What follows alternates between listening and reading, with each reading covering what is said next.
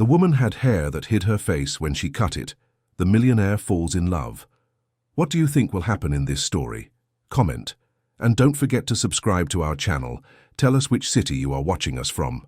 I promise this will be the best story you will ever hear. For almost 2 decades, Helen Christine Moore was an almost ethereal presence in the corridors of Stonefield Construction Group, crossing spaces like a precise shadow. Her name was rarely spoken, and her badge displayed only a capital letter, a blue H on a white background that she discreetly pinned at shoulder height, always turned inward. Her long, straight, dark brown hair, like rosewood, fell in front of her face, hiding more than features. It concealed intentions, pains, pasts that she preferred to bury under layers of silence and efficiency. No one knew, but that woman carried more than spreadsheets and financial reports. She carried poorly healed wounds from a previous environment that had tried to destroy her, wounds that still throbbed in sleepless nights when the silence of the night became deafening. Years earlier, Helen had been unfairly exposed at a rival company, New Horizon Builders, after reporting a series of irregularities involving inflated public works contracts and systematic diversion of funds intended for housing projects. She was, at that time, a promising financial analyst, full of ideals and convictions, believing that truth would always prevail if she had enough courage to defend it.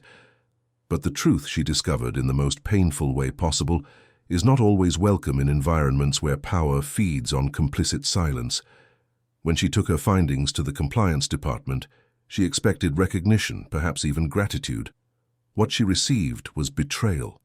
In less than a week, Helen found herself exposed in internal meetings as a problematic, unstable employee, someone who invented accusations to harm colleagues for personal reasons. Documents she had never drafted appeared with her digital signature. Emails were fabricated, conversations were distorted. The narrative built around her was so convincing that even people she trusted began to distance themselves, looking at her with a mixture of pity and distrust. She was removed from her duties, placed on compulsory leave while an internal investigation was conducted. The investigation, of course, went nowhere. It only confirmed what had already been decided from the start. Helen was asked to leave the company with a modest severance package and a confidentiality agreement that prevented her from speaking publicly about any aspect of her time at New Horizon Builders. The humiliation was devastating. For months, Helen locked herself in her small apartment in the Soho neighborhood of London, avoiding contact with the outside world. The curtains remained closed. Daylight was an unwelcome intrusion. She lost weight, lost sleep, lost the ability to trust. Every phone ring made her tremble. Every unread email seemed like a veiled threat.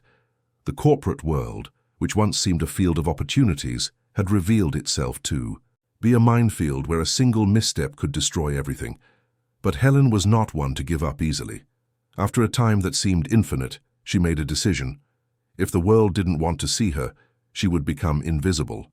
She wouldn't flee, wouldn't hide in another city or another profession. She would return to the same environment that had hurt her, but in a completely different way. She would create armor made of efficiency and absence. She would never stand out, never expose herself, never trust again. She would observe, collect data, detect patterns, document everything without being noticed. And that's exactly what she did. When she secured a position at Stonefield Construction Group, one of the largest developers in Europe, Helen had already transformed herself. She let her hair grow even longer, adopted discreet clothes in neutral tones, learned to avert her gaze, to respond in monosyllables, to exist in spaces without truly occupying them. Her resume was impeccable, her references carefully chosen not to raise suspicion. She was hired as an administrative assistant in the finance department, a common, almost invisible position in the complex structure of the company. In the first few years, no one paid attention to her. Helen was just another name on the payroll, another anonymous face in the crowded elevators of the corporate building on Oxford Street. She arrived promptly at 8 in the morning, sat at her desk in the corner of the room, opened her files and began to work. She didn't participate in corridor conversations, didn't go to happy hours after work, didn't join the groups that formed in the cafeteria at lunchtime. She ate alone, usually a simple salad she brought from home, reading financial reports as she chewed slowly. But behind that facade of indifference, Helen was always observant. Her eyes, hidden behind the curtain of hair, captured everything. She noticed patterns in expenses, inconsistencies in reports, numbers that didn't make sense when compared to raw data. She created her own organizational system, a kind of mental map of the company that no one else saw. She knew who approved what, who had access to which information, who had a habit of circumventing standard procedures. And all of this she meticulously documented in encrypted personal files that she kept on an external hard drive at home. Stonefield Construction Group was a giant in the real estate sector. With over 50 years of history, the company had built some of London's most iconic buildings, as well as luxury developments in other British capitals. Its owner, Augustus Stonefield, was a reserved and inflexible man who governed everything from a glass tower in the city's financial heart, isolated from everyone since the sudden loss of his wife Olivia, who had succumbed to health complications 5 years earlier. Olivia's passing transformed Augustus, the man who was once seen at social events, who gave interviews and appeared on business magazine covers, retreated into an almost hermetic isolation. No one challenged him, and few truly knew him. Augustus was 62, with grey hair always combed back, dark eyes that seemed to evaluate everything with calculated coolness. He wore custom-tailored suits in shades of grey and navy blue, discreet ties, impeccably polished Italian shoes. His routine was predictable. He arrived at the office before everyone else, left after most had gone home. He rarely descended to the lower floors, preferring to communicate through written reports and video conferences. His entourage was surrounded by loyal figures, people who had grown with the company and who owed their positions to years of dedicated service. Among these figures, Mark Henry Taylor stood out as Augustus's trusted personal assistant. Mark was 48, discreet, silent, almost as invisible as Helen, but for completely different reasons.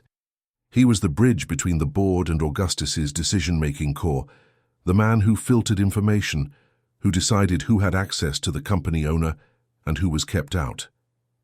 Mark had started as an intern at Stonefield Construction 30 years earlier and had gradually risen through the ranks, always loyal, always efficient, always present. Helen occasionally crossed paths with Mark in the corridors. He never looked directly at her, but Helen felt. He observed her in some way, as if her silent presence disturbed something in him that she couldn't identify. It was a strange, almost primitive sensation, like two animals recognizing each other as potential threats in shared territory. The predictable routine of Stonefield Construction Group was broken on a rainy May morning. Helen was at her desk, checking expense reports from the last quarter, when she felt an unusual agitation in the corridors. Voices whispered urgently, doors opened and closed more frequently, hurried footsteps echoed on the marble floor. She discreetly raised her eyes but dared not get up to investigate. Half an hour later, an email arrived for all employees. The subject was simple and direct: call for a general meeting. For the first time in almost 20 years, Augustus Stonefield would convene a meeting with all sectors of the company. The message gave no details about the reason, only informed the time, 3 o'clock that same afternoon, and the location, the main auditorium on the 12th floor. Attendance was mandatory. Helen felt a tightening in her chest. General meetings were never a good sign. They usually meant restructuring announcements, staff cuts, drastic changes. She thought of all the information she had collected over the years, all the patterns she had identified. She knew something was wrong in the company, had enough evidence to prove it, but had never shared that information with anyone. The fear of reliving the New Horizon builder's nightmare was greater than any sense of duty. But that morning, something changed inside her. Perhaps it was the rain beating against the windows. Perhaps it was the accumulated fatigue of so many years living as a shadow. Helen went to the women's restroom, an empty space at that hour, and looked at herself in the mirror, for the first time in a long time. What she saw frightened her, a pale woman too thin with deep dark circles under her eyes and a permanent expression of defeat. Her long hair hung like heavy curtains around a face that seemed to have forgotten how to smile. For almost 2 decades, Helen hid. For almost 2 decades, she let fear dictate every movement, every word, every breath. And suddenly, in that silent bathroom, she realized she was tired. Tired of being invisible. Tired of carrying the weight of everything she knew alone. Tired of protecting people who didn't deserve protection. Helen left the office during her lunch break and walked in the fine rain to a nearby hair salon. She walked in without an appointment, waited her turn, and when she finally sat in the hairdresser's chair, she said in a voice that surprised herself with its firmness, "Cut it all off." The hairdresser hesitated, asked if she was sure, suggested a gradual cut. Helen repeated, even more firmly, "Cut it all off."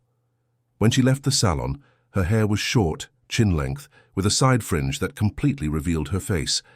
It was as if a mask had been removed. Helen passed a clothing store and bought a navy blue blazer, simple but elegant, changed her neutral blouse for a white shirt. She returned to the office 20 minutes before the meeting, went directly to the 12th floor, entered the already crowded auditorium, and sat in the front row where she had never sat before.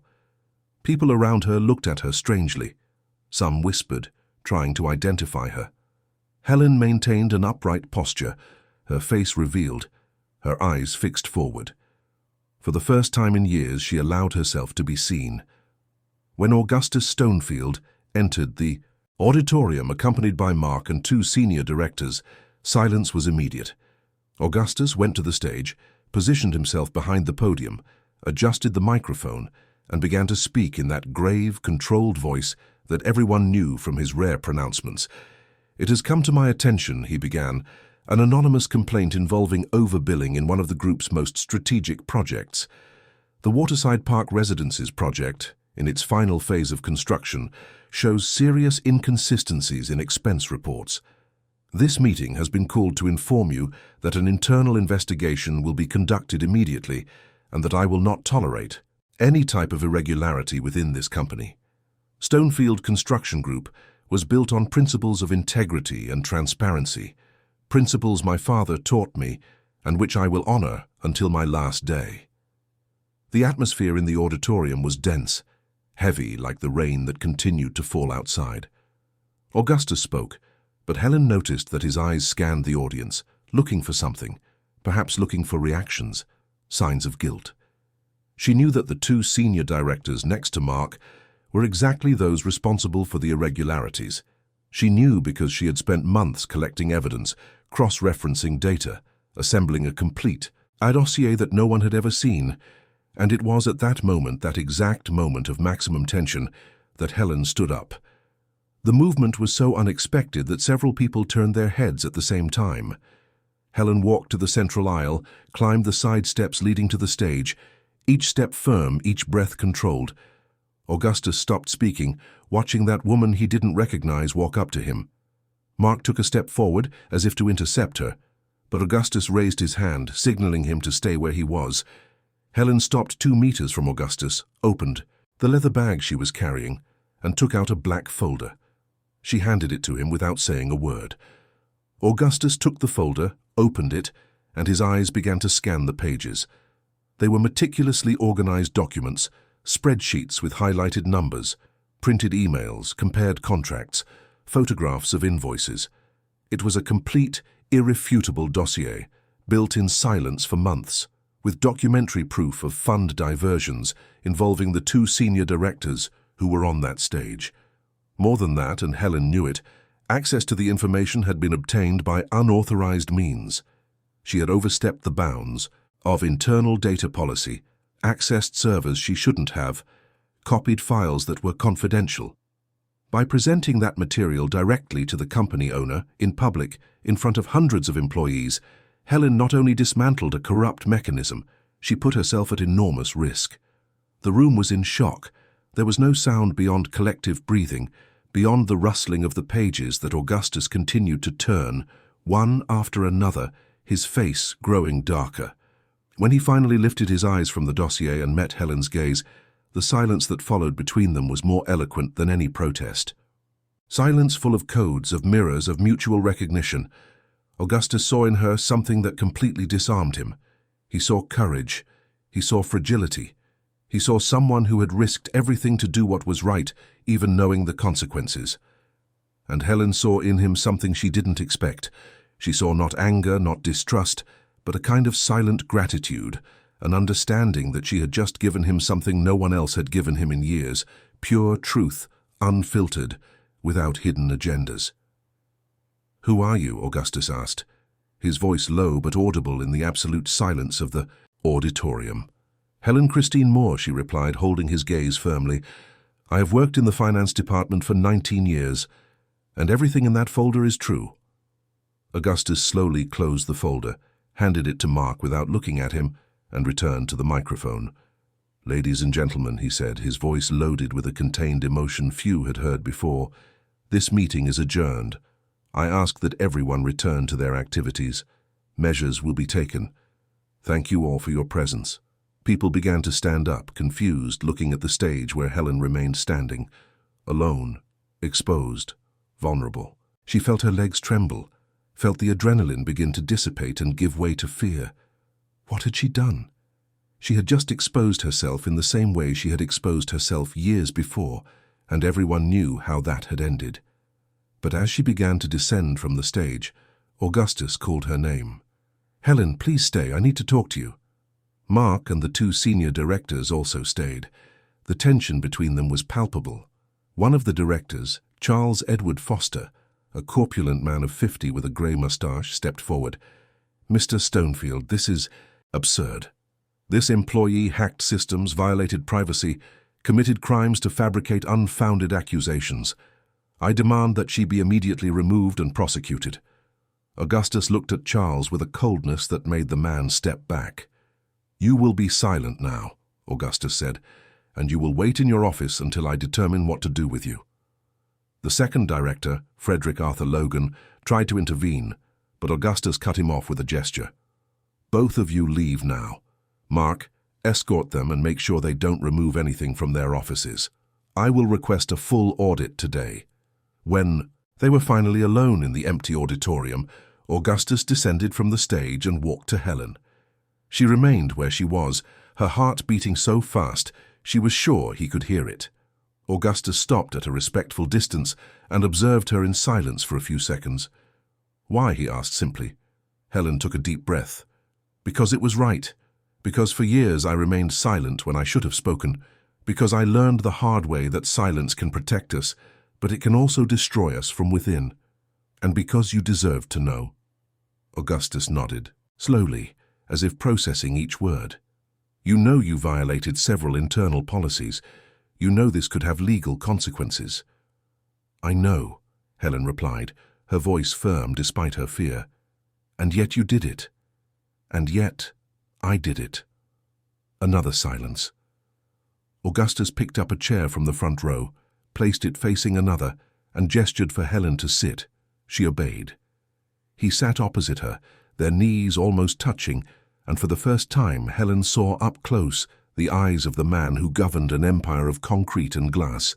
They were tired eyes, marked by an old sadness, but they were also eyes that still sought something. Perhaps they sought exactly what she had just given him. "Tell me your story," Augustus asked. "I want to know who you are." Helen Christine Moore. And there, in that empty auditorium, with the rain drumming on the windows and the city of London pulsating outside, Helen began to speak. For the first time in almost 2 decades, she told her story. She spoke of New Horizon builders, of the betrayal, of the humiliation, of the fear that had turned her into a shadow.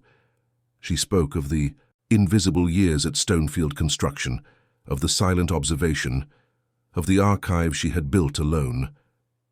And when she finished, when there was nothing more to tell, she waited. Augustus remained silent for a long time, processing everything he had heard. Then, to Helen's surprise, he began to speak too. He spoke of Olivia, of the partnership they had, of how she was the only person who confronted him, who challenged him, who was not afraid to tell the truth even when it hurt. He spoke of the emptiness that remained when she left, of the fear of trusting anyone, again of the loneliness he chose as a form of protection. And when they both finished speaking, when all words had been said, They sat there in shared silence, a silence that was not absence, but presence, a silence that said everything that needed to be said. Outside, the rain continued to fall over London, washing the streets, filling the gutters, making the city shine under the lights that began to turn on with the arrival of night. And inside that auditorium, two people who had hidden from the world for so long finally allowed themselves to be seen. At least by each other.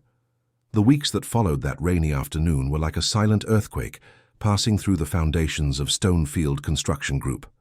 Helen expected retaliation, expected to be called to the legal department, expected to be escorted out of the building with her belongings in a cardboard box. But none of that happened. Instead, something happened that she could never have predicted. The morning after the meeting, Charles Edward Foster and Frederick Arthur Logan were seen leaving the building with security guards by their side, carrying boxes with their personal belongings. No official announcement was sent to employees, but the news spread like wildfire. The two senior directors, pillars of the company for over 15 years, had been summarily dismissed. An external audit was hired, one of the most respected firms in the country, and teams of auditors began to occupy meeting rooms, requesting documents, interviewing people, scrutinizing every corner of the construction company's financial records. Helen returned to her desk in the finance department, but everything had changed. People looked at her differently now, some with veiled admiration, others with poorly disguised resentment, still others with fear, as if she were a bomb that could explode at any moment and take anyone nearby with it. No one knew exactly what had happened in that auditorium after everyone left, but everyone knew that she had gone up to the stage, handed something to Augustus Stonefield, and 2 days later, the directors were out. Conversation stopped when Helen passed through the corridors. The silence that was once her choice was now imposed by others, but in a completely different way. It was no longer the silence of invisibility, it was the silence of isolation. Helen felt the weight of the glances, the speculations, the unverbalized judgments. She even questioned whether she had done the right thing, whether she should not have remained in the shadows where she was safe. But then, on the 5th morning after the meeting, Helen received an email that would change everything again. The sender was Augustus's executive secretary, Mrs. Vera, a 65-year-old woman who had worked for him for over 30 years. The subject was simple. Meeting with Mr. Stonefield today, 10 o'clock, Presidential Office. Helen read the email 3 times, her heart pounding. Was this the moment? Was this when the consequences would come? She spent the next hour trying to concentrate on work, but her hands trembled slightly every time she touched the keyboard. At 9:50 she stood up, smoothed the navy blue blazer she now wore daily, pinned her short hair behind her ear, and walked to the elevators. The presidential office was on the 22nd floor, the top floor of the building. Helen had never been there. When the elevator doors opened, she found herself in a wide corridor with noble wood flooring, walls covered with oak panels, and contemporary art paintings. Mrs. Vera waited for her behind an elegant desk. "Helen, dear," the secretary said with a gentle smile that caught her by surprise. "Mr. Stonefield is waiting for you. You may go in." The presidential office door was frosted glass with brushed steel details. Helen took a deep breath and knocked lightly. Augustus's grave voice came from inside. "Come in." The office was surprisingly simple for someone of his position. There was a large, dark wood desk, bookshelves with books and folders organized with military precision, a meeting table for 8 people, and an entire glass wall that offered a panoramic view of London. The city stretched endlessly under the grey sky, a sea of buildings and constant movement. Augustus stood by the window, his hands in his trousers pockets, observing the city. He turned when Helen entered and gestured to the meeting table. "Please sit." Helen obeyed, choosing a chair on the side. Augustus sat at the head, not behind his work desk but close to her, in a position that suggested conversation, not interrogation.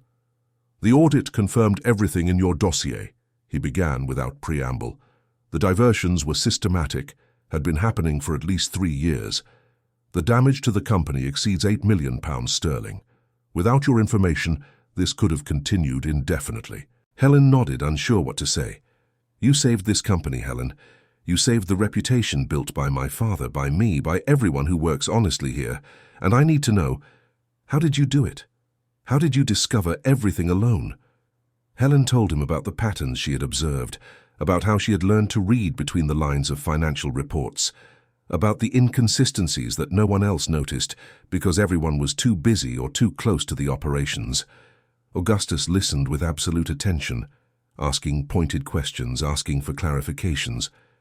The conversation that was supposed to last 15 minutes extended for more than an hour. When they finally paused, Augustus stood up and went to a small counter where there was an Italian coffee maker. "Coffee?" he offered. "Please," Helen accepted, surprised by the informality. He prepared 2 cups, brought them to the table and sat down again. They drank coffee in comfortable silence for a few moments. Helen observed the man who was a legend in the construction industry and saw not the business titan, but someone profoundly lonely, someone who carried the weight of difficult decisions and rarely had anyone with whom to share that weight. "I need someone like you close to me," Augustus said suddenly. "I need someone who sees what others don't, who isn't afraid to tell the truth even when it's inconvenient. I want to create a new position in the company structure, head of compliance. Someone who reports directly to me, who has access to all departments, who can investigate any area without interference. I want you to take on this role." Helen froze, her cup suspended in the air. She was sure she had misheard. "Mr. Stonefield, Augustus," he interrupted. "When we're alone, you can call me Augustus. And I know what you're thinking. You know you don't have specific compliance training, that you don't have certifications, that this will generate internal resistance. But no diploma teaches what you have. No course teaches integrity, courage, and this ability to see beyond appearances. Everything else you can learn." Helen felt her eyes sting. For so many years hiding, diminishing herself, believing she didn't deserve to be seen, and there was someone not only seeing her, but recognizing value in her that she herself had forgotten she possessed.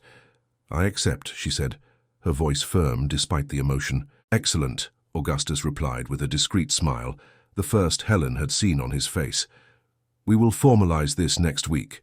You will have a small team chosen by you and an adequate budget. You will also have an office on the 21st floor and direct access to me whenever necessary." When Helen left the presidential office 40 minutes later, she felt as if she were floating. Mrs. Vera gave her another warm smile and said in a low voice, "Welcome to the team, dear. It was time someone shook things up around here." But not everyone shared Mrs. Vera's enthusiasm. The news of the creation of the head of compliance position and Helen's appointment spread quickly through the company, and reactions varied. Some long-time employees, especially those who had worked with her over the years without ever truly noticing her, felt disconcerted by the sudden ascent. Others, mainly the younger ones, saw her as a kind of unlikely heroine, someone who had challenged the system and won. But one person in particular received the news with something more than surprise or discomfort.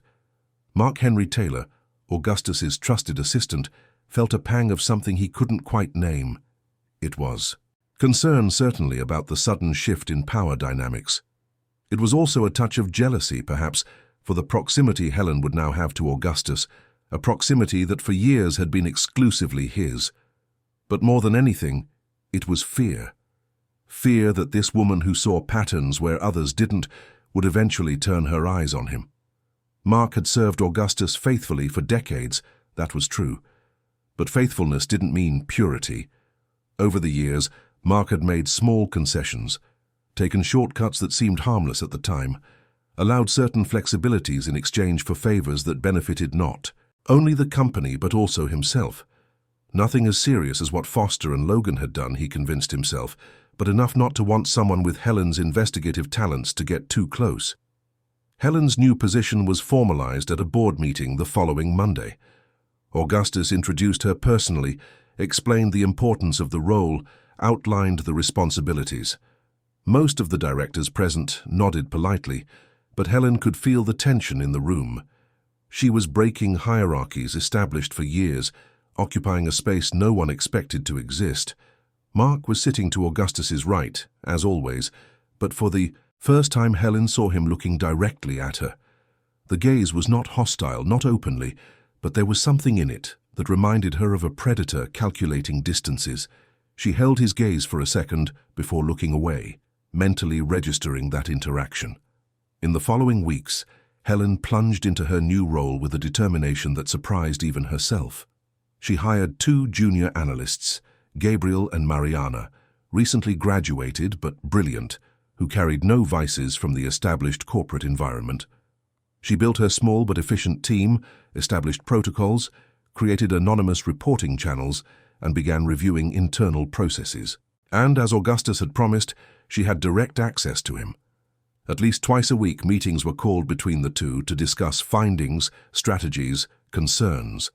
These meetings always took place late in the afternoon, when the office was emptier, and often extended beyond the planned time. They talked about the company, about industry challenges, about necessary changes. But gradually they also began to talk about other things, about books they both enjoyed, about the city seen from that enormous window, about childhood memories. Helen discovered that Augustus had grown up in the East End, the son of a master builder who built the company brick by brick. Augustus discovered that Helen had lost her parents young, raised by an aunt who had passed away a few years earlier, leaving her completely alone in the world. There was a shared loneliness between them, a tacit understanding that both had learned to live with absences. Mark observed these prolonged meetings with growing uneasiness. He saw how Augustus, who had closed himself off to the world after Olivia's death, slowly began to open up again. He saw how he smiled more, how he seemed less burdened, how he looked at Helen, with an attention that went beyond the professional. And this bothered him deeply, not only because of the change itself, but because of what it represented. A threat to the established order, to the position he had consolidated so carefully over 3 decades. It was then that Mark began to act. Not openly, never openly. Mark was too discreet, too experienced for obvious moves. He started with small things. A casual observation during a board meeting about the speed of Helen's promotion. A question about whether someone with so little time in a leadership position would truly be prepared for such responsibility. Subtle suggestions that perhaps it would be prudent to bring in an external consultant to supervise the compliance department, someone with more market experience. Augustus ignored these suggestions, but Mark did not give up. He began to circulate among other executives, planting doubts, feeding existing insecurities. Why was she chosen? What was the real reason? Isn't it strange how she appeared out of nowhere? And these long, frequent meetings, always at the end of the day when no one else is around, doesn't it seem a little inappropriate? Helen began to feel the change in the atmosphere. Conversations. That stopped when she entered rooms, exchanged glances, a coldness that hadn't existed before. She tried to ignore it, to focus on work, but it was hard not to notice that something was happening in the shadows. And then the emails started. The first arrived on a Tuesday night, sent to the corporate addresses of 3 different directors. The sender was Helen's own email, but she had never written that message. The content suggested that she was conducting unauthorized investigations, accessing confidential employee information without justification, and abusing her position to persecute people who disagreed with her. Helen only learned of the email the next day, when one of the directors, Albert Miller, came to her office with a serious expression. "Helen, we need to talk about this," he said, showing her the printed message. She read it with growing horror. "I didn't write this," she said immediately. "Someone is using my email." Albert watched her carefully. "Are you sure? Because the email came from your authenticated corporate address. It wasn't sent from outside." Helen felt the ground give way beneath her feet. It was New Horizon Builders again. It was the same tactic, the same trap. Fabricate evidence, distort reality, use her own tools against her. "I swear it wasn't me," she repeated, her voice trembling slightly. "Someone is trying to sabotage me." Albert sighed. "Look, I believe you, but others may not. I suggest you take this to Augustus immediately." Helen did. That same afternoon, she went up to the 22nd floor with the printed email and showed it to Augustus. He read it in silence, his jaw tense, and then asked her to leave the paper with him. "I'll handle this," he only said. But the following week more emails appeared, sent to suppliers, to clients, to board members, all from Helen's address, all with compromising content. Suggestions that she was involved in irregularities, that there were conflicts of interest, that she was protecting certain people in exchange for benefits. Helen began to crumble. She stopped sleeping properly, began to doubt herself, to question if she had been naive to believe that this time would be different. The short hair that once symbolized her transformation now seemed a dangerous exposure. She thought of letting it grow again, of restoring the cloak of invisibility that had protected her for so long. On an especially difficult night, sitting alone in her apartment in Soho, Helen even drafted a letter of resignation. She wrote about how she was grateful for the opportunity, but recognized that she might not be prepared for that position, that it was better for everyone if she stepped aside before more damage was caused. She printed the letter, put it in an envelope, and took it to work the next day in her bag. But she didn't hand it in. Not yet, because a part of her, a small but stubborn part, refused to give up again, refused to let whoever was doing this win, and it was Augustus who once again changed everything. 2 days later, he called an emergency meeting with the entire executive body. Helen was not invited, which made her even more apprehensive. She stayed in her office on the 21st floor, looking at the phone, expecting to be called to hear that her resignation had been accepted even before it was submitted. But what happened was different. Augustus announced that he had hired a cybersecurity firm to investigate the emails. The firm discovered that Helen's corporate email address had been cloned through unauthorized access to internal servers. More than that, it traced the accesses to a specific computer within Stonefield Construction Group itself, a computer that was not Helen's. The investigation revealed an elaborate internal sabotage scheme, and the trail led not just to one person, but to a small network of individuals who felt threatened by the changes Helen represented. At the center of this network was someone with privileged access, someone who knew the systems intimately, someone who had orchestrated everything with calculated precision. Mark Henry Taylor. When the truth came out, it was as if a bomb silently exploded in the corridors of Stonefield Construction. Mark, Augustus's trusted man for 3 decades, the loyal assistant, the bridge between worlds, was the architect of the campaign of destruction against Helen. And more, the investigation revealed other things: small irregularities over the years, discreet favoritism, privileged information shared with the wrong people. Augustus summoned Mark to his office. No one knows exactly what was said in that meeting that lasted less than 10 minutes, but when Mark left, he was pale, carrying a box with his personal belongings. Mrs. Vera cried that day, seeing someone she had known for so many years leave, but Augustus was inflexible. To Helen, he simply said, "I will protect the only person who had the courage to reveal what so many covered up. No matter who tries to bring you down, as long as I am here, you will be safe." And Helen, for the first time in a long time, believed him. Mark's departure should have brought peace, but instead, it opened the floodgates to something neither of them had anticipated.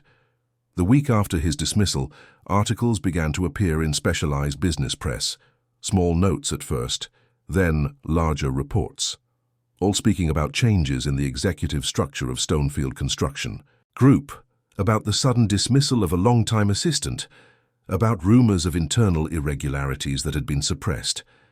Helen saw the first article on a Monday morning, while having coffee before going to work. The newspaper was open on the bakery table where she stopped every morning, and there it was, in the economy section. Stonefield Construction Group implements changes after internal scandal. She bought the newspaper with trembling hands and read the entire article standing there on the sidewalk as people rushed past her. The report did not mention names, but spoke of an employee who had reported irregularities, of dismissed directors, of a trusted assistant fired after an internal investigation. It speculated about the company's financial health, about possible impacts on ongoing projects, about market reaction. Helen arrived at the office with the newspaper folded under her arm and went straight to Augustus's office. Mrs. Vera let her pass without announcement, seeing the expression on her face. Augustus was on the phone, but when he saw her enter with the newspaper, he quickly ended the call. "I saw it," he said before she could speak. "My lawyers are already preparing a response. But Helen, you need to understand that this will get worse before it gets better. When we disturb rotten structures, the smell spreads, and it spread." In the following weeks, more articles appeared, some in reputable outlets, others in corporate gossip blogs and websites. And gradually the focus began to shift. It was no longer just about the irregularities discovered or about the changes in the company. It was about her, about Helen. How had a mid-level employee with no leadership history achieved such a meteoric promotion? How did someone no one knew 2 months ago now have direct access to the company owner? And these long, frequent meetings between the two, always at the end of the day, always behind closed doors. What was really happening there? The first time Helen saw her name printed in an article, she felt the world spin. It was an article on a corporate news website titled, "The Woman Who Won the Trust of Augustus Stonefield." The text openly speculated about the nature of their relationship, used words like suspicious proximity, personal favoritism, possible intimate involvement.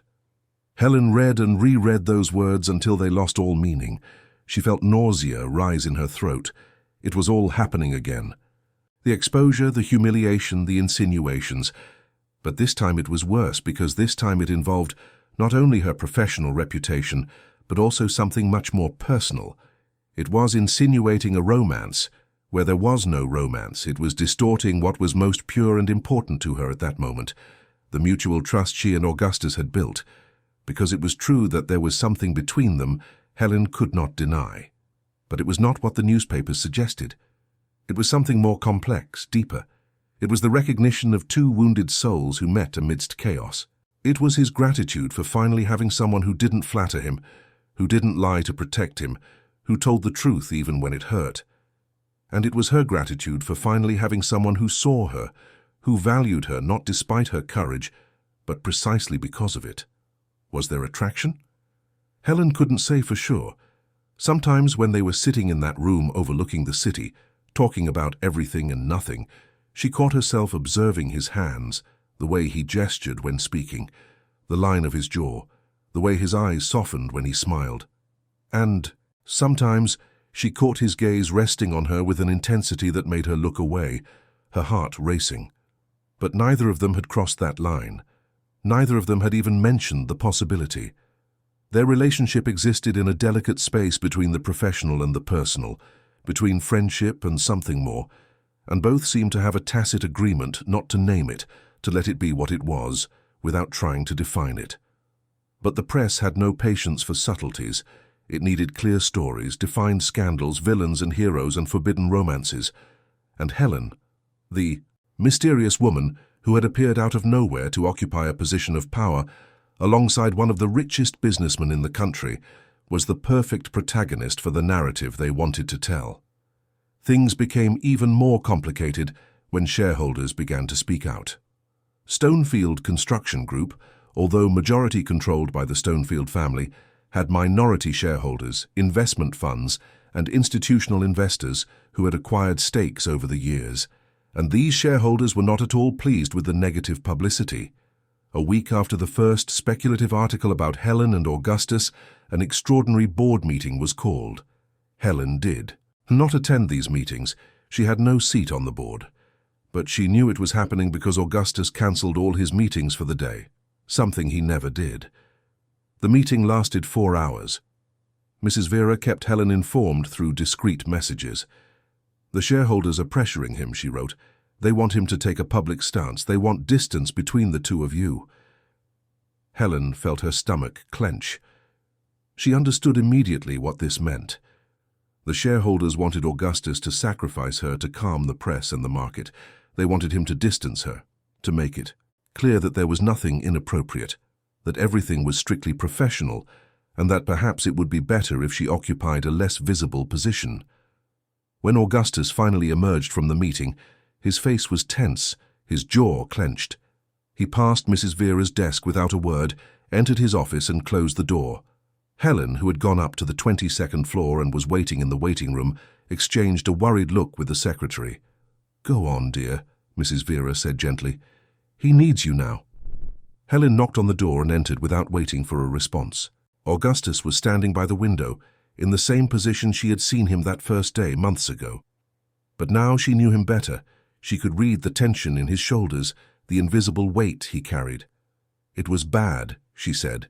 "It wasn't a question." "They want me to take a public stance," Augustus replied without turning around.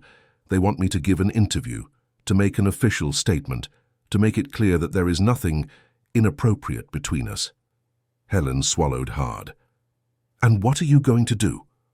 Augustus finally turned, and Helen saw in his eyes an iron determination that caught her by surprise. "I'm going to do exactly what they asked. I'm going to take a public stance, but not in the way they expect." 3 days later, Augustus Stonefield gave an exclusive interview to the country's largest economic newspaper. It was not a defensive interview. It was not an attempt to calm tempers. It was a declaration of principles. When asked about Helen and her rapid rise in the company, Augustus did not back down.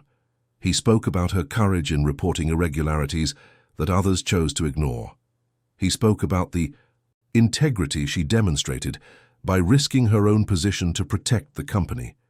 He spoke about how she was exactly the kind of leadership Stonefield Construction Group needed to enter a new era of transparency and accountability.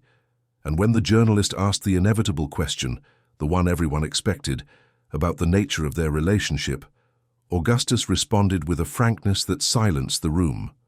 "Helen Moore is an exceptional professional who has my complete trust. The insinuations that there is something inappropriate in our professional relationship are not only false, but also deeply disrespectful to a woman who sacrificed much to do what was right.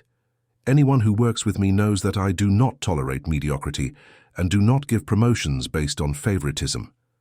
Helen is where she is because she deserves it, because she is competent, because she is exactly what this company needs. And I will continue to defend her against any attempt to diminish her achievements or distort the reality of our professional partnership." The interview was published in a Sunday edition and had an immediate impact. Some saw it as an admirable defense of an unjustly treated employee, others as a confirmation that there was something more there, because why would he defend someone so vehemently if there wasn't something personal involved? Social media exploded with divided opinions. Hashtags emerged. Memes were created. The story of Helen and Augustus became a trending topic. Helen read the interview alone in her apartment on Sunday morning and cried. She cried because no one had ever defended her like that. She cried because Augustus had risked his own reputation to protect her. She cried because she realized that this public defense would change everything between them, forever. And it did. On Monday, when Helen arrived at the office, there was a small crowd of journalists at the building entrance. Security guards quickly escorted her inside, but not before cameras photographed her from all angles. Her photo was in the newspapers that afternoon. Helen Moore, the woman at the center of the Stonefield construction controversy. The following days were a blur of unwanted attention. Journalists tried to contact her, sent emails, called her personal phone, which she had to change. Colleagues treated her with a mixture of curiosity and embarrassment. Some congratulated her on Augustus's support. Others avoided her completely, as if the controversy were contagious. And amidst all this, Helen and Augustus needed to continue working together. Their meetings continued because there was real work to be done, decisions to be made, strategies to be planned. But now there was a new awareness in the air, a tension that hadn't existed before. Both knew they were being watched, that every interaction would be interpreted, that every extra second they spent together would be noticed. It was in one of these meetings, 2 weeks after the interview, that Augustus finally brought the subject up. They were alone in his office reviewing the results of the full audit that had been completed. The city outside began to light up as night fell. Augustus closed the folder they were analyzing and looked at Helen with a seriousness she hadn't seen in days. "I'm sorry," he said. Helen blinked, confused. "Why?" "For all of this. For the exposure. for the press, for the speculations. You didn't deserve to be dragged into this circus." Helen shook her head. "You don't need to apologize. You defended me when you could have sacrificed me to calm the shareholders. You risked your reputation for me. I should be thanking you." "It wasn't altruism," Augustus replied, his voice low. "It was selfishness. Because I couldn't imagine this company, this room, without you. Because in the last few months you have become important." The silence that followed was dense, laden with everything that was not being said. Helen felt her heart beating so fast she was sure he could hear it. She knew she was reaching a point of no return, that anything she said or did now would irrevocably change what was between them. "You have also become important to me," she said finally, her voice barely above a whisper. "In a way I didn't expect, that I didn't plan." Augustus stood up, walked to the window, his hands in his pockets. He stood there for a long moment, watching the city. When he spoke again, his voice was laden with a vulnerability Helen rarely heard. "Olivia passed away 5 years ago, and during those 5 years I convinced myself that that part of my life was over, that I had had my time of happiness, of partnership, of connection. I accepted loneliness as my new normal, until you appeared." Helen also stood up, but stayed where she was, not approaching. She let him continue at his own pace. "When you walked onto that stage with that dossier, when you revealed yourself after years of being invisible, something changed. I saw in that gesture all the courage Olivia always had, but in a different way. You weren't a copy of her, you were something completely new. And I found myself wanting to know you, wanting to understand who that woman capable of such an act of bravery was." He paused, took a deep breath. "And the more I got to know you, the more I realized I was feeling something I swore I would never feel again. But at the same time I felt I was being unfair. To you for involving you in all this, to Olivia's memory, to everyone." Helen slowly crossed the room and stopped beside him at the window, side by side, looking at the illuminated city. "I'm afraid too," she confessed. "Afraid that what I feel is just gratitude. Afraid that you are seeing something in me that is not real. Afraid of ruining the only honest professional relationship I've ever had. Afraid of everything." "So what do we do?" Augustus asked, turning to look at her. Helen met his eyes. "I don't know. But I know I don't want to run away again. I spent years running, hiding. Now, for the first time, I want to face things head on, even if it's scary, even if it goes wrong." Augustus reached out his hand, and after a hesitation, Helen took it. His fingers were warm, firm. They stood there holding hands, looking at the city, saying nothing more. They didn't need to. That simple gesture said everything. But the world outside was not willing to leave them in peace. The next morning, Helen received a call from an unknown number. She ignored it. The first time, but they called again. On the third attempt, she answered. "Hello," she said cautiously. "Helen Moore," said a male voice she didn't recognize. "I'm an investigative reporter for the Economy and Focus portal. I'd like to ask you some questions about your relationship with Augustus Stonefield." Helen hung up immediately, but she knew this was just the beginning. The press wasn't going to give up. The rumors weren't just going to disappear, and she and Augustus would have to decide how to navigate this, together or separately. The answer came in a way neither of them expected. A week later, Helen was invited to dinner. The invitation did not come from Augustus, but from his daughter Beatrice Stonefield, a 38-year-old lawyer living in Edinburgh whom Helen had never met personally. Beatrice's email was formal but cordial. She explained that she would be in London for the weekend and would like to meet the woman who had made such an impact on her father's life. The dinner would be at the Stonefield family home in an affluent London neighborhood and would be an informal occasion with some close family members. Helen read and reread the invitation, her stomach tight. She knew this was a test. She knew Augustus's family wanted to evaluate who she was, what her true relationship with him was, whether her intentions were genuine or opportunistic. And she knew that, depending on how that dinner went, everything could change. When she told Augustus about the invitation, he sighed. Beatrice has always been protective. After Olivia left, She took on an almost maternal role, even living far away. She wants to make sure I'm okay. And are you? Helen asked. Augustus looked at her with those dark eyes she now knew so well. I'm trying too. For the first time in 5 years, I'm really trying. The Stonefield family home was in Belgravia, hidden behind high walls covered with climbing plants and an ornate iron gate. Helen arrived in a taxi on Friday at 7 in the evening, wearing a simple but elegant navy blue dress she had bought especially for the occasion. Her hands trembled slightly when she rang the doorbell.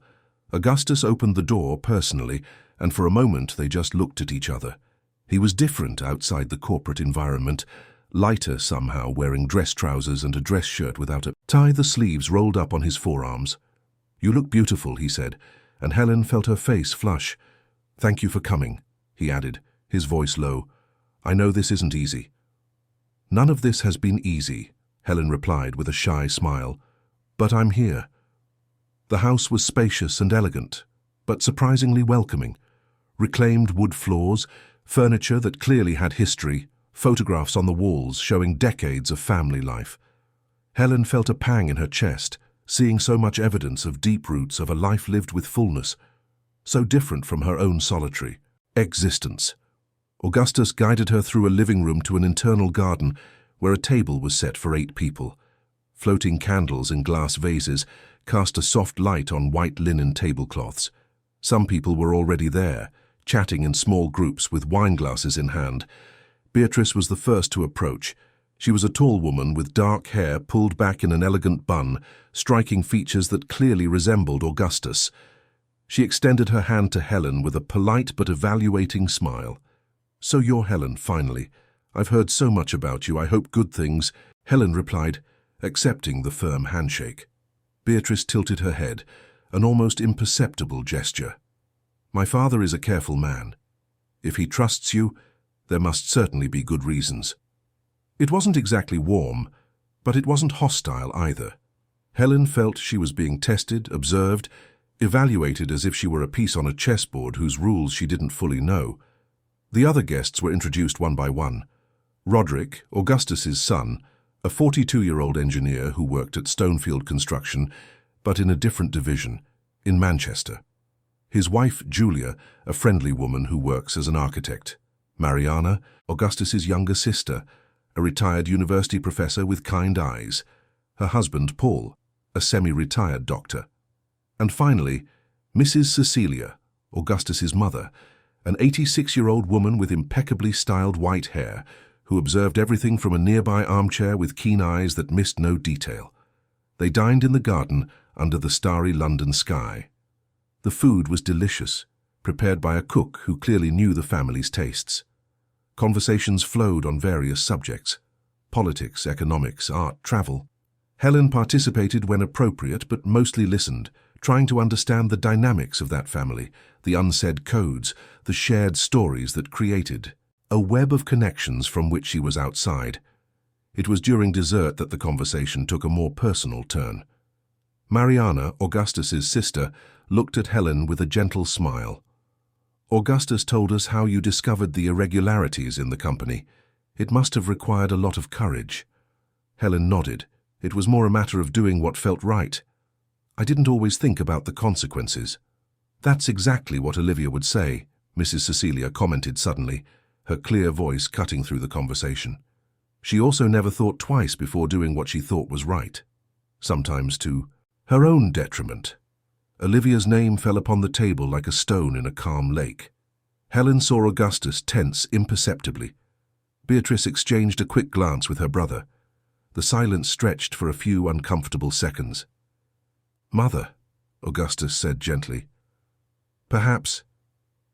No, Mrs. Cecilia interrupted, waving her hand. There's nothing wrong with mentioning Olivia.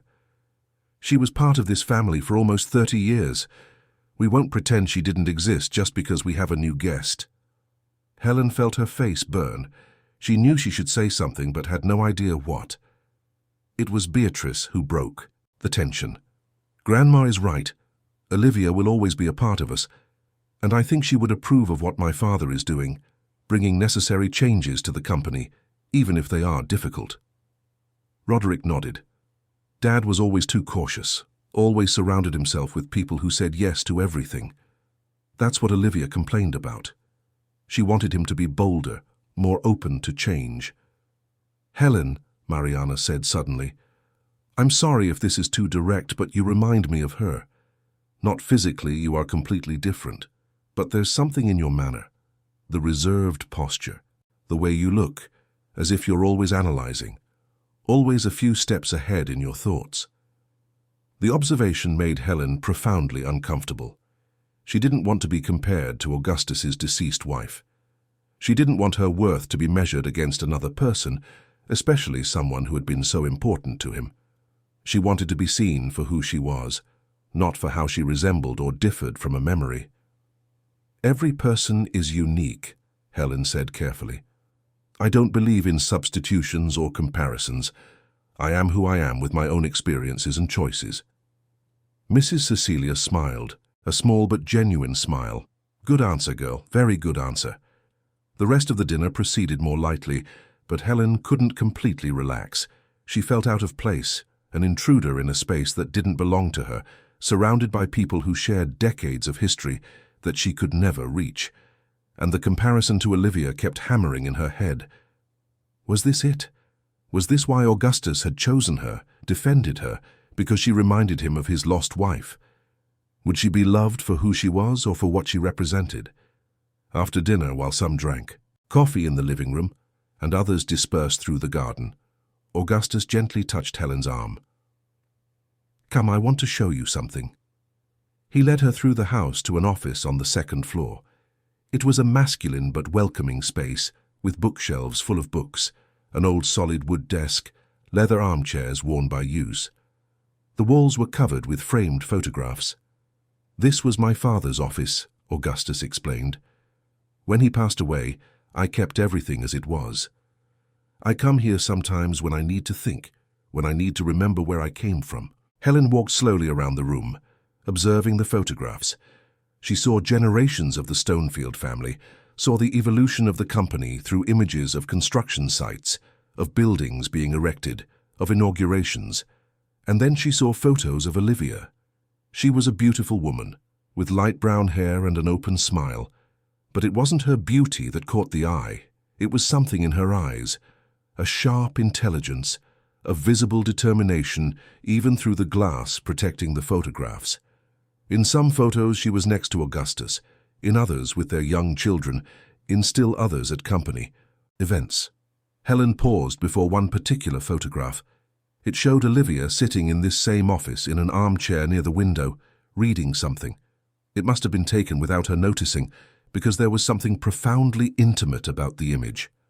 And the expression on her face was one of pensive melancholy that Helen recognized instantly, because it was the same melancholy she saw on her own face when she looked in the mirror during sleepless nights. The same old sadness, the same weight of things lived and unresolved, and suddenly Helen understood something that scared and freed her at the same time. She didn't remind Augustus of Olivia because she looked like her.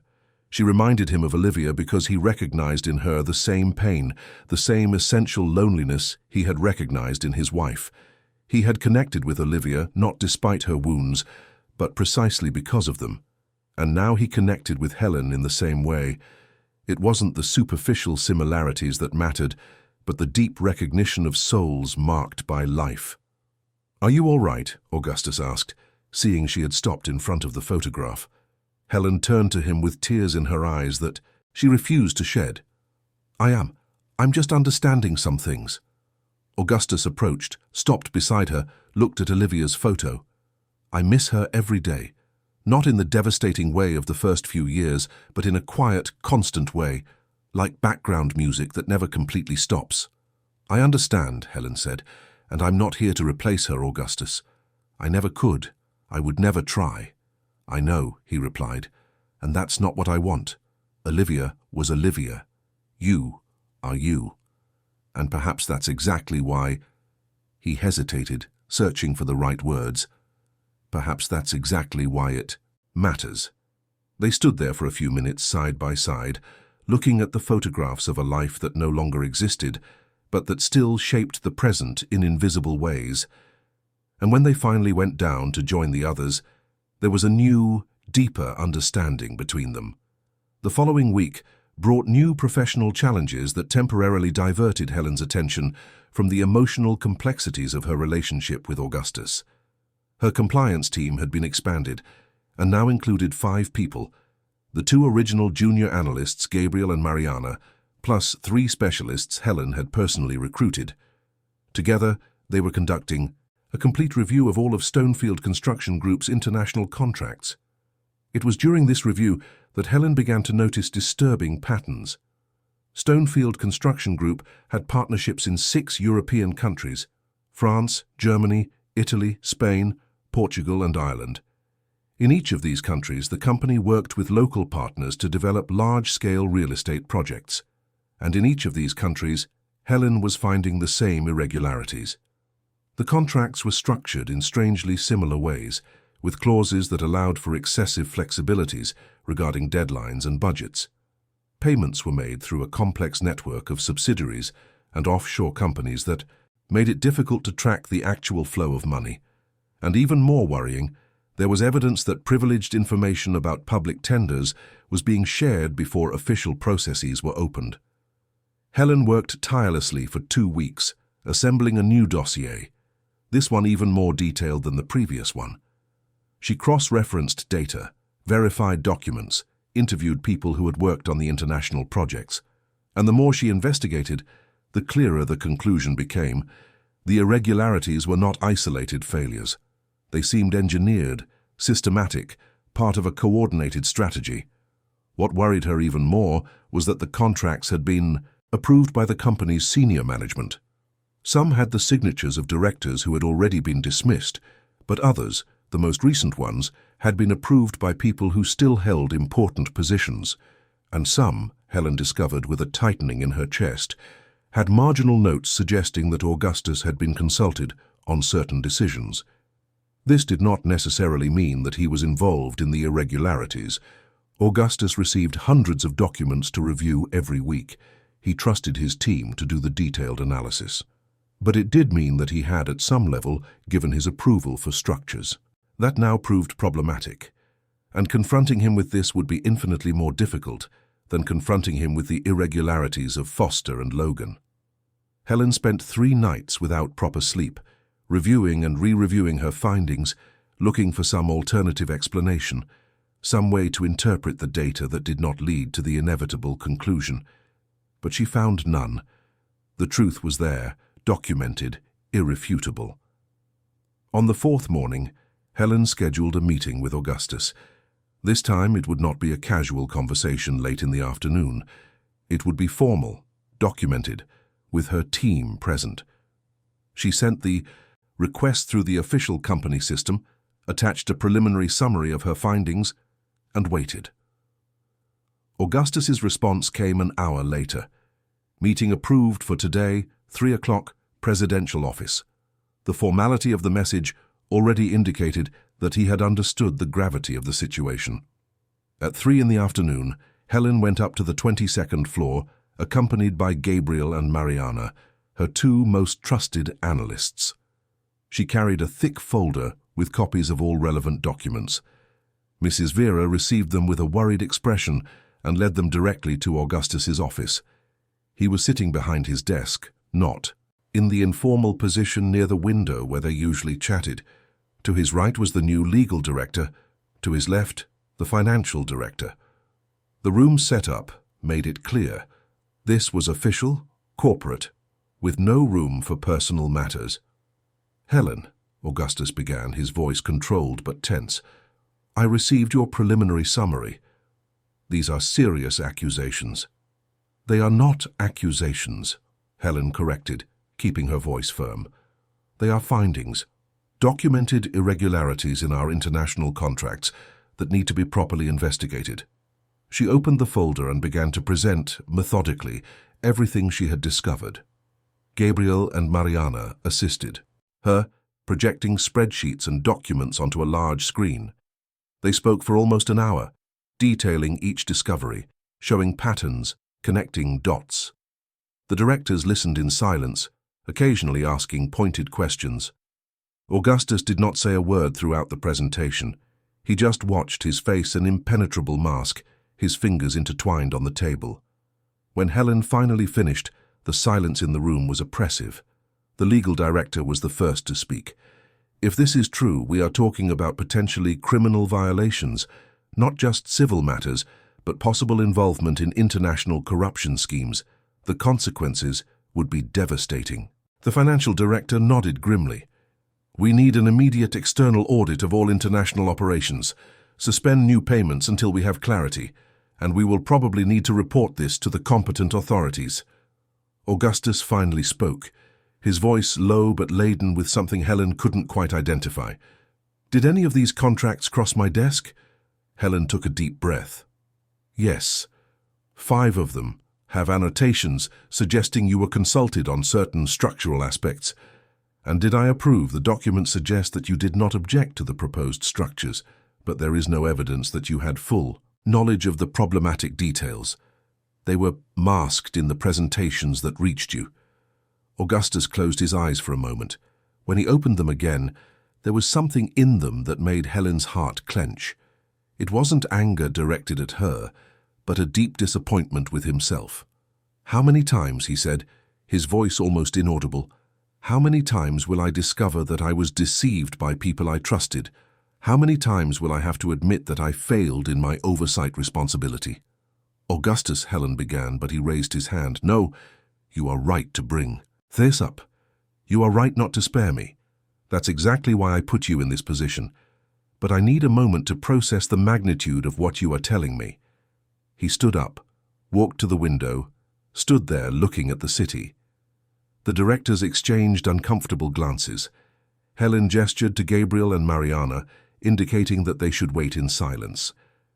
After what seemed like an eternity, but was probably only 2 minutes, Augustus turned. His face had regained some composure, but Helen could see the internal struggle in his eyes. You have my authorization to hire. The best international auditing firm you can find, he said. Unlimited access to all documents, all people, all accounts. I want to know exactly what happened, who was involved, and the real extent of the problem. And Helen, he looked at her directly. I want you to lead this investigation personally. I don't trust anyone else to do this right. It will be done, Helen replied. One thing, Augustus added, his voice suddenly harsher. If this investigation leads to me, if they discover that I had conscious participation in any irregularity, I want you to expose me in the same way you exposed Foster and Logan, without hesitation, without special protection. The truth above all else. Do you understand? Helen held his gaze. I understand. But both knew it was easier said than done, because this time it wasn't just about corrupt directors who could be dismissed and forgotten. It was potentially about Augustus himself, his reputation, his legacy. And Helen would have to choose between protecting the man who had protected her or maintaining the integrity that defined her. When she left that meeting, Helen felt the weight of a decision that had not yet been made, but was inexorably approaching. And she didn't know if she would have enough strength to do what was right, if what was right meant destroying the only person who had truly seen her. The next 3 months were the most intense of Helen's professional life. The international audit that was hired mobilized a team of 15 people who settled in an entire room of the Stonefield Construction Group building.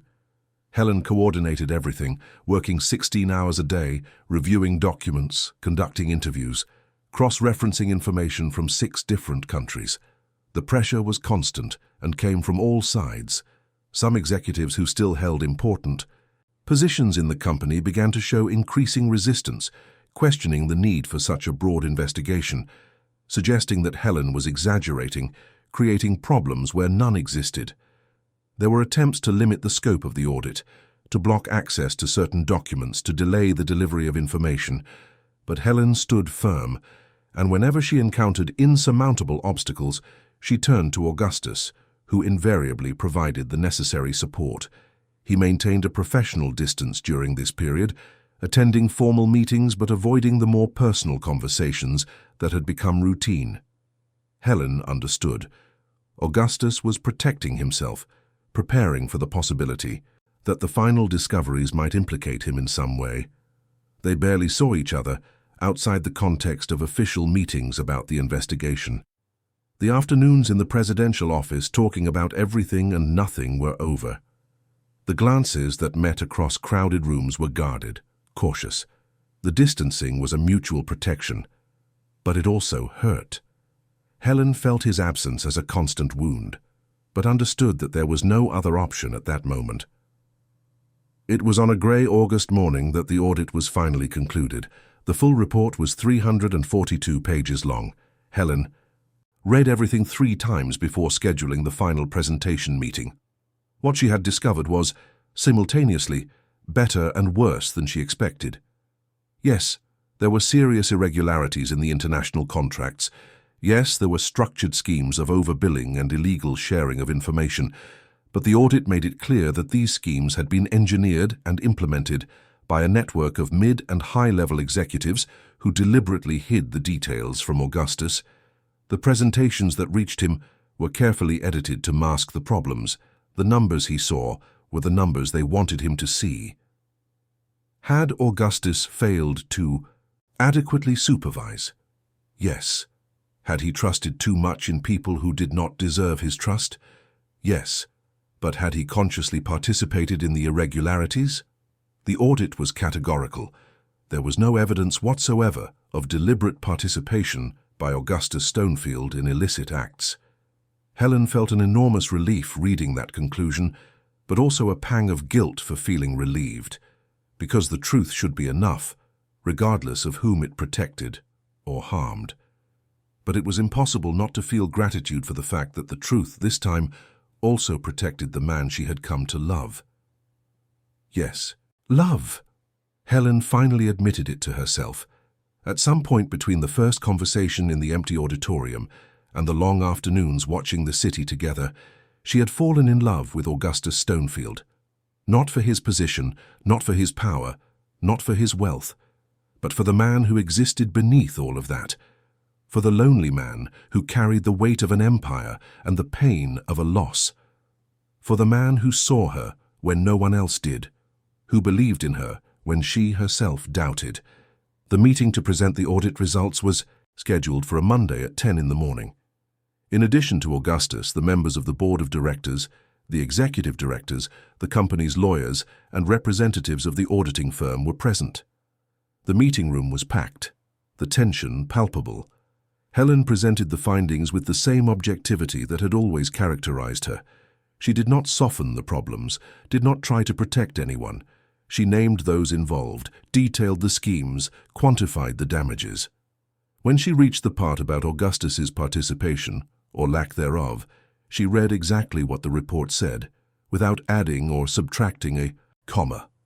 When she finished, the silence in the room was broken by the chairman of the board of directors, a 70-year-old retired businessman named Edmund Sawyer. I must say that I am simultaneously shocked by the extent of the irregularities and relieved by the competence of this investigation. Ms. Moore, you have rendered an invaluable service to this company, other board members agreed, but then came the inevitable question, posed by an independent board member named Dr. Patricia Sampson. And what about the consequences? Who will be held accountable? Helen looked at Augustus before answering. He nodded almost imperceptibly, giving her permission to speak. 7 executives were identified as direct participants in the schemes, Helen replied.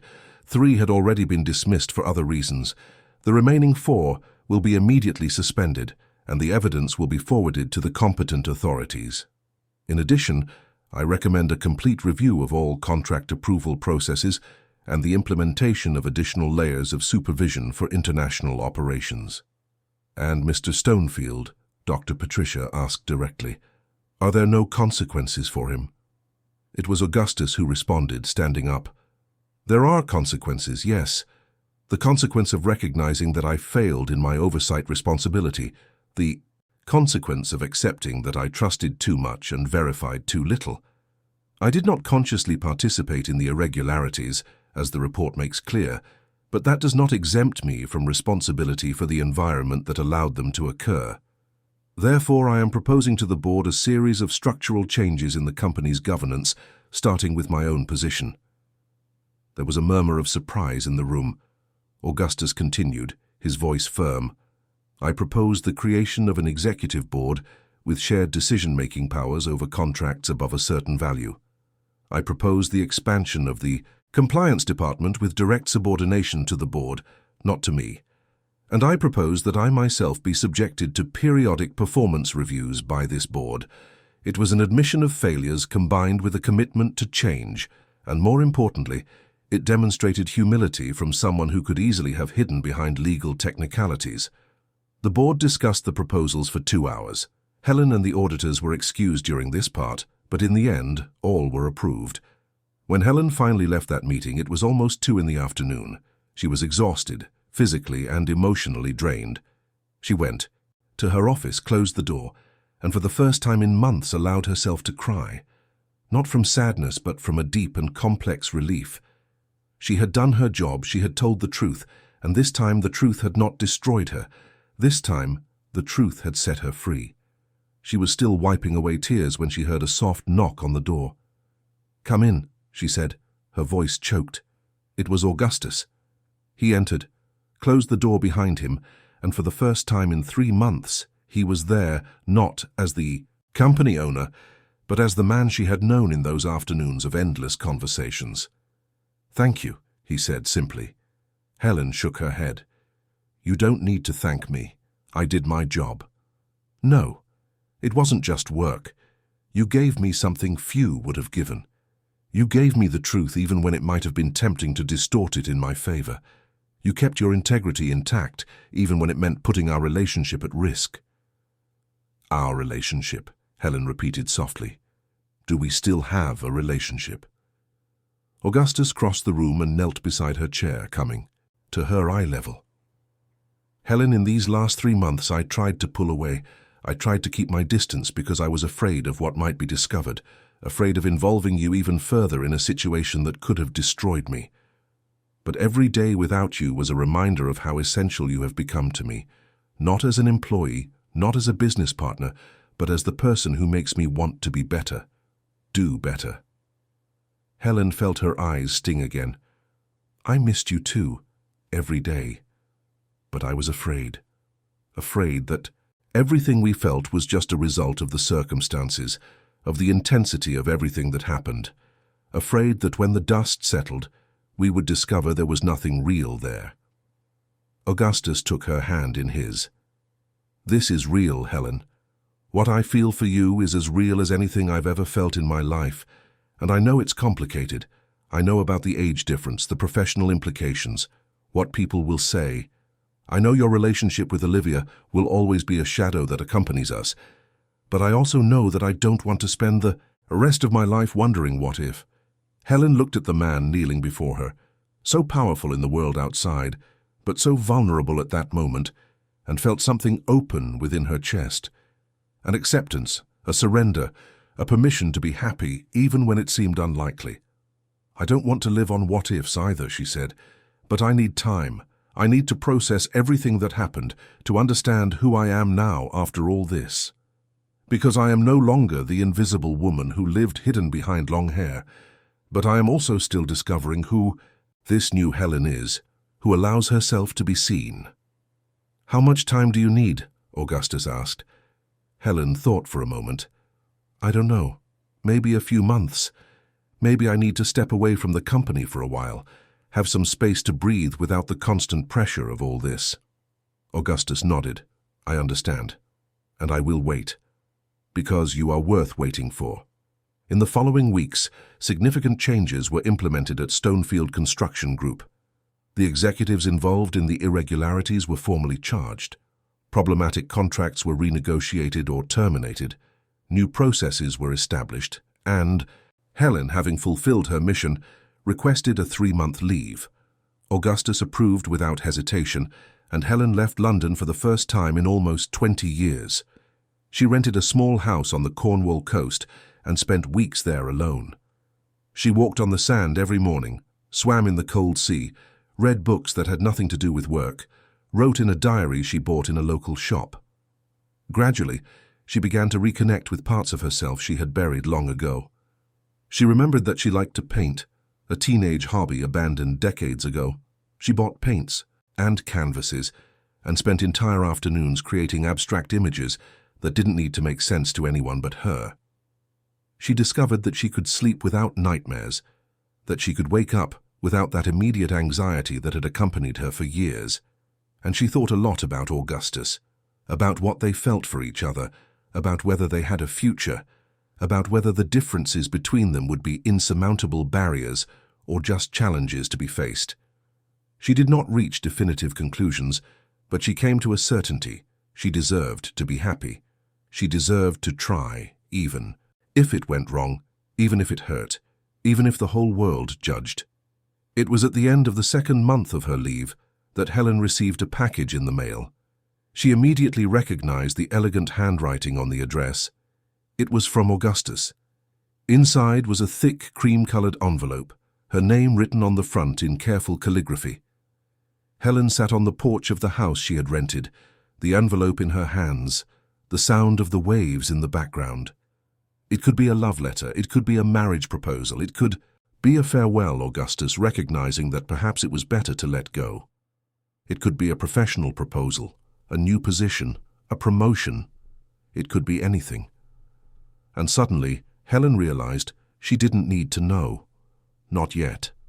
Because for the first time in her adult life, she was okay with uncertainty. She was okay with not controlling every aspect of her life, with not having all the answers, with letting some things reveal themselves in due time. She placed the unopened envelope in a drawer of the small desk in the house, not because she was afraid of what was inside, but because she knew that when she was ready, when she returned to London, when she looked into Augustus's eyes again, she would know exactly what to do. The final weeks of her leave were different from the first. Helen began to miss the city, the fast pace, even the constant noise that London offered. She began to miss work, the challenges, the feeling of making a difference. And of course, she began to miss Augustus in a way that was no longer frightening, but comforting. On the last day before returning, Helen cut her hair even.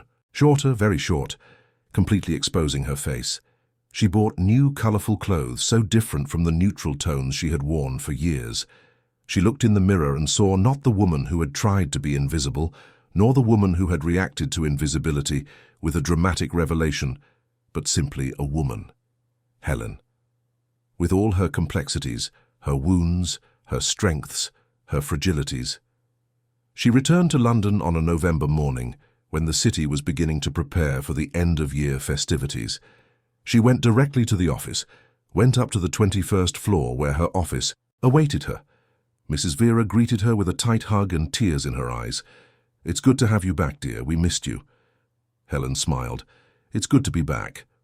She spent the morning reorganizing her office, reading the reports her team had prepared during her absence, catching up on everything that had happened. The company was doing well. The new processes were working. There were no imminent crises.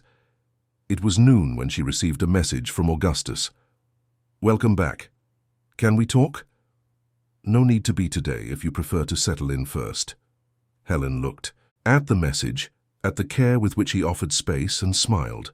She replied, "Today is great. How about lunch? I know a small restaurant nearby." They met at a discreet Italian trattoria 2 blocks from the office. When Helen entered and saw Augustus already waiting at a table in the corner, her heart raced, but not from anxiety, from anticipation, from joy, from something light and warm that made her smile even before she reached him. Augustus stood up when he saw her approach, and Helen noticed that he too was different, lighter somehow, less burdened.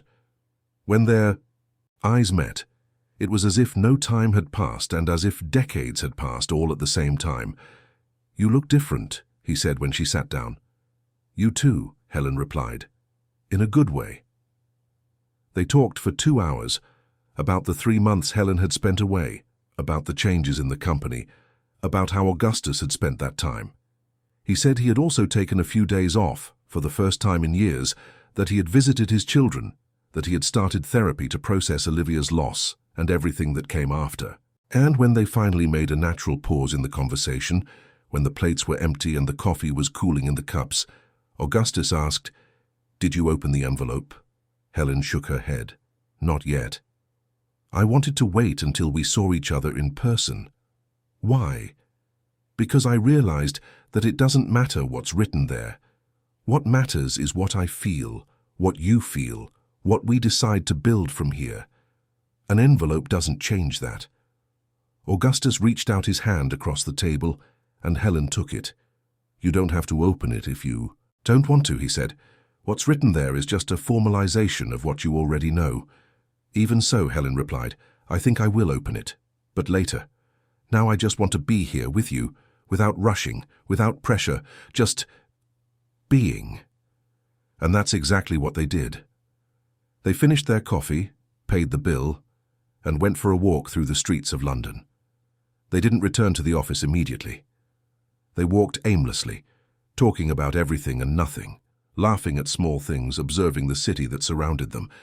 When they finally said goodbye at the entrance of the Stonefield Construction Group building, Augustus asked, Dinner tomorrow. Helen smiled. Dinner tomorrow. That night in her apartment in Soho, Helen finally took the envelope Augustus had sent. She opened it slowly, took out the sheets of paper inside. There were 2 letters. The first was formal, a proposal for her to assume the position of Executive Director of Compliance and Governance, with a seat on the newly created Executive Board, complete autonomy, and a salary that momentarily took her breath away. The second letter was personal. Augustus wrote about how she had changed his life, about how he didn't know if they had a future together, but desperately wanted to find out, about how he would respect any decision she made about their relationship, but hoped the decision would be to try. Helen read both letters 3 times. Then she picked up her phone and typed a message. I accept the professional proposal, and I accept to try to discover what we can be together, but slowly, at our own pace, without the pressure of external expectations. Augustus's reply came almost immediately. I couldn't ask for anything more. See you tomorrow. The following months were not a fairy tale. There were challenges, moments of doubt, difficult conversations about expectations and fears and the weight of the past. There were judgments from colleagues, speculations from the press, comments on social media. The relationship between Helen and Augustus gradually became public and not everyone approved. But Helen discovered that she didn't care as much as she thought she would. She discovered that she had enough strength to face others' opinions when she was firm in her own truth. She discovered that Augustus was willing to face any storm by her side, and that made all the difference. A year after that first meeting in the auditorium, Helen was again standing before an audience at Stonefield Construction Group, but this time she was not revealing a dossier of irregularities. She was presenting the annual compliance report, showing the progress the company had made, the cultural changes that were being implemented, the new standards of transparency and accountability. Augustus was in the front row, looking at her with a pride he made no attempt to hide. Beside him, Beatrice and Roderick, who had gradually learned to accept Helen's presence in their father's life, recognizing that she was not replacing their mother, but occupying a different, equally valid space. When Helen finished her presentation and descended from the stage, Augustus was waiting for her. They did not embrace there, maintaining a certain formality in the professional environment, but exchanged a look that said everything. Later that same night they were together at the Belgravia house. Helen now spent some weekends there, her Soho apartment gradually being transformed from a permanent home to a second option. They were sitting in the internal garden, the same place where that first tense dinner with the family had been, but now it was just the two of them, a bottle of wine between them, the warm London night enveloping them. "You're quiet," Augustus observed. "What are you thinking about?" Helen smiled. "About how everything changed. About how 2 years ago I was a shadow, invisible, scared. And now I'm here." "You were never a shadow," Augustus corrected. "You were hidden light. You just needed a reason to shine." Helen snuggled beside him, resting her head on his shoulder.